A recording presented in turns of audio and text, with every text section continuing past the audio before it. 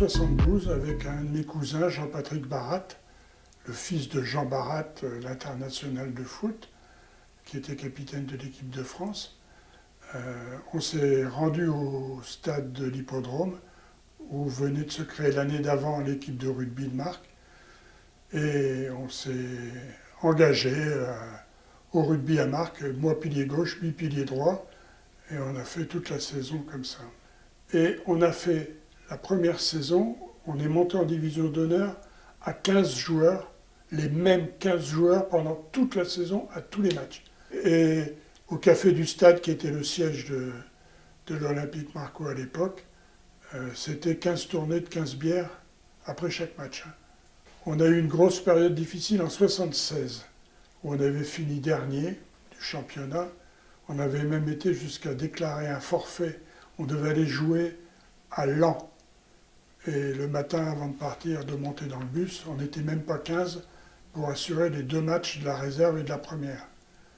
Donc on avait dû déclarer forfait, ce qui a été un peu une agonie du club à cette époque-là. J'ai fait une grosse dramaturgie à l'époque, je me souviens. J'avais fait des tracts avec un cercueil sigil olympique marquois. Et je distribuais ça à tous les gars que je connaissais. Et ils se foutaient de moi en disant que j'exagérais. Mais c'est vrai que si on n'avait pas réagi cette année-là, il n'y aurait jamais eu 50 ans.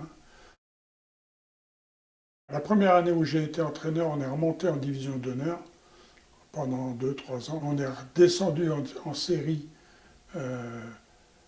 dans la fin des années 80. On est remonté en honneur la fin des années 80, début des années 90. Et on est monté en 3e division en 93. Donc là, vous n'étiez plus entraîneur, du coup. Non, j'ai arrêté entraîneur en 89. Ce qui m'a surtout marqué, c'était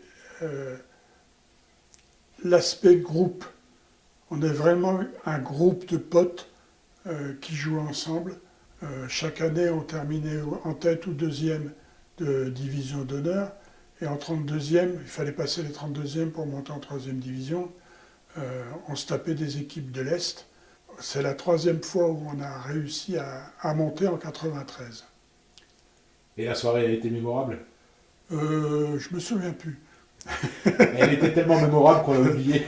Je sais que j'ai passé un long moment entre les bars, au bout près du lycée de Marc, qui est au bout du terrain. Avec les vieux potes, on est resté assis dans l'herbe en se disant « ça y est, on y est arrivé enfin ». Puis après, la soirée a suivi son cours, mais je ne me souviens plus grand-chose. Non, c'est vrai. À l'image du foot qui avait sa journée des jeunes, on avait voulu faire la même chose au niveau du rugby. Et tous les ans, au mois de mai, on faisait un tournoi avec des Anglais, des Belges, des Néerlandais quelquefois. On avait créé un tournoi qui a porté mon nom après. J'étais même en colère. J'y arrête, on donne son nom quand on est mort. C'est un petit posthume, tu ne veux pas m'enterrer. À tel point que la saison d'après, les Belges de Boisfort, qui étaient des grands copains, parce qu'on y venait tous les ans au tournoi, qui disaient à ses copains « ben j'en reviens pas qu'il soit mort hein. ». J'ai dû lui taper dans le dos en disant « non, je suis pas mort, je suis là ».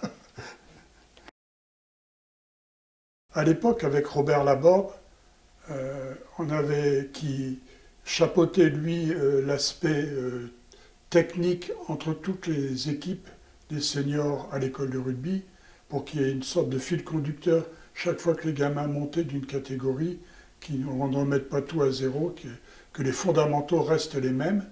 On avait créé une charte du club. Alors il y avait la charte des joueurs, la charte des entraîneurs, la charte des dirigeants, la charte des supporters, pour essayer de justement de fidéliser tous ces gens qui travaillaient et qui jouaient dans le club.